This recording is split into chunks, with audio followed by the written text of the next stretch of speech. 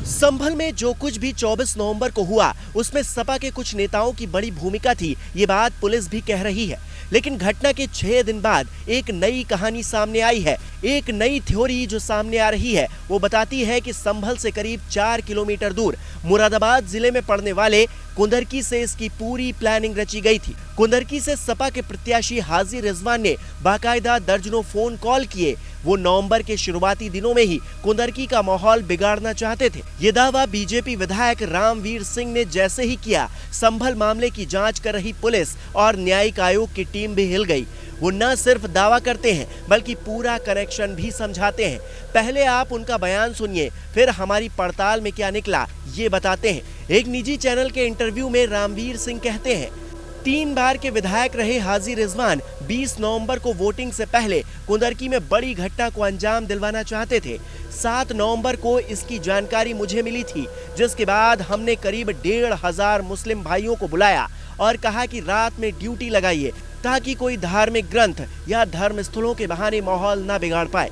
उनकी ये कोशिश कामयाब हुई, लेकिन संभल में साजिश करने वालों का सिक्का चल निकला। क्योंकि संभल भले ही सपा का गढ़ रहा है, पर वहां की सियासत में दशकों से वर्चस्व रखने वाले बर्क परिवार और वहां की एक विधानसभा सीट से सपा विधायक इकबाल के बीच 36 का आंकड़ा है और इसकी कहानी जुड़ी है 90 के दशक से। क्या है सपा सांसद और सपा विधायक की लड़ाई? साल 1989 में शफीकुर रहमान बर्क ने संभल सीट से जनता दल के टिकट पर चुनाव लड़ा और जीते। तब कांग्रेस से चुनाव लड़ रहे इकबाल महमूद को बर्क ने हराया था। तुर्क बनाम पठान की लड़ाई है। दोनों में सियासी दुश्मनी इस कदर है कि अलग अलग विधानसभा और लोकसभा क्षेत्रों में एक दूसरे के खिलाफ चुनाव लड़ भी चुके हैं और अपने प्रत्याशियों को भी लड़वा चुके हैं। इसीलिए कुछ बीजेपी नेता संभल की साजिश को तुर्क बनाम पठान की लड़ाई बता रहे हैं। लेकिन कहानी यही नहीं थमती, बल्कि बीजेपी विधायक रामवीर सिंह, जिन्होंने मुस्लिम गढ़ में भगवा लहराया है, सपा से कुंदरकी वाला गढ़ छीना है, वो कहते हैं कि रिजवान की कॉल डिटेल निकलवाइए, सब कुछ साफ हो जाएगा। इनकी रिश्तेदारी भी वहां है और पूरी प्लानिंग के तहत इस घटना को अंजाम दिया गया है ताकि योगी सरकार को बदनाम किया जा सके। सारी डिटेल्स मैं खुद मुख्य सचिव को लखनऊ जाकर दूंगा।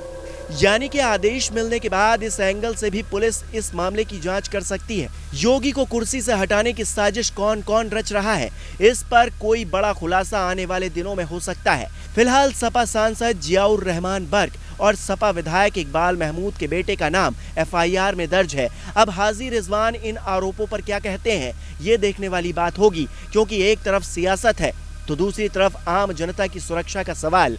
शायद यही वजह है कि संभल के SP KK बिश्नोई माइक लेकर कह रहे थे कि नेताओं की बातों में मत आओ, सब अपने अपने घर लौट जाओ। अपना भविष्य बर्बाद मत करो इनके चक्कर में, नेताओं के अपने नेताओं के चक्कर में अपना भविष्य बर्बाद मत करो। आज हिंदुस्तान में मंदिर मस्जिद का विवाद इतना बड़ा हो गया है कि बाकी मुद्दों पर कोई ध्यान नहीं देना चाहता। सपा को अपना वोट बैंक प्यारा है और इसके लिए वो किसी डकैत को भी निर्दोष बता सकती है, क्योंकि अखिलेश यादव को ये बात पता है कि पिता की तरह मुल्ला मुलायम वाली छवि नहीं बनाई तो अभी कुंदरकी खोया है, कल को करहल भी खोना पड़ सकता है। और इस बार सीधा चैलेंज CM योगी आदित्यनाथ ने कर दिया है।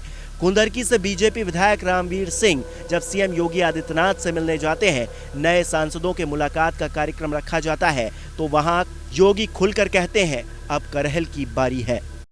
तो 2027 में फिर से प्रदेश में कमल खिलेगा, इसमें कोई संदेह किसी को नहीं होना चाहिए।